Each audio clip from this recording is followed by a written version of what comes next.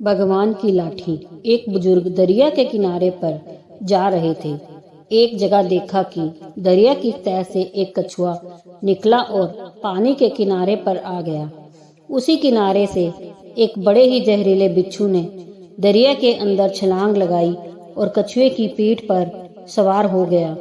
कछुए ने तैरना शुरू कर दिया। वह बुजुर्ग बड़े हैरान हुए। उन्होंने उस कछुए का पीछा करने की ठान ली, इसलिए दरिया में तैरकर उस कछुए का पीछा किया। वह कछुआ दरिया के दूसरे किनारे पर जाकर रुक गया और बिच्छू उसकी पीठ से छलांग लगाकर दूसरे किनारे पर चढ़ गया और आगे चलना शुरू कर दिया।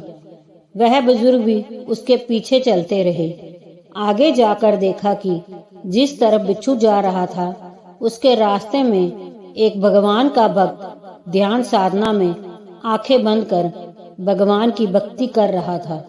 उस बुजुर्ग ने सोचा कि अगर यह बिच्छू उस भक्त को काटना चाहेगा तो मैं करीब पहुंचने से पहले ही उसे अपनी लाठी से मार डालूंगा।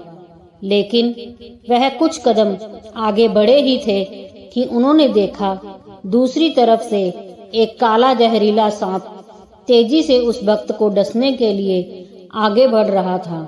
इतने में बिच्छू भी वहां पहुंच गया। उस बिच्छू ने उसी समय सांप के ऊपर डंक मार दिया, जिसकी वजह से बिच्छू का जहर सांप के जिस्म में दाखिल हो गया और वह सांप वहीं अचेत होकर गिर पड़ा था। इसके बाद वह बिच्छू अपने रास्ते पर वापस चला गया। थोड़ी देर बाद जब वह भक्त उठा तब उस बुजुर्ग ने उसे बताया कि भगवान ने उसकी रक्षा के लिए कैसे उस कछुए को दरिया के किनारे लाया, फिर कैसे उस बिच्छू को कछुए की पीठ पर बैठाकर सांप से तेरी रक्षा के लिए भेजा। वह भक्त उस अचेत पड़े सांप को देखकर हैरान रह गया। उसकी आंखों से आंसू निकल आए और वह आंखें बंद कर प्रभु को याद कर उनका धन्यवाद करने लगा।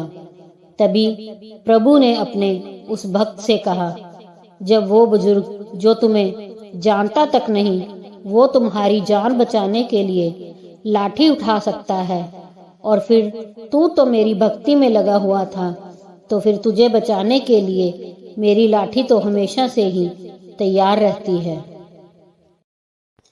दोस्तों, अगर कहानी पसंद आई हो तो लाइक, सब्सक्राइब, शेयर जरूर कीजिए।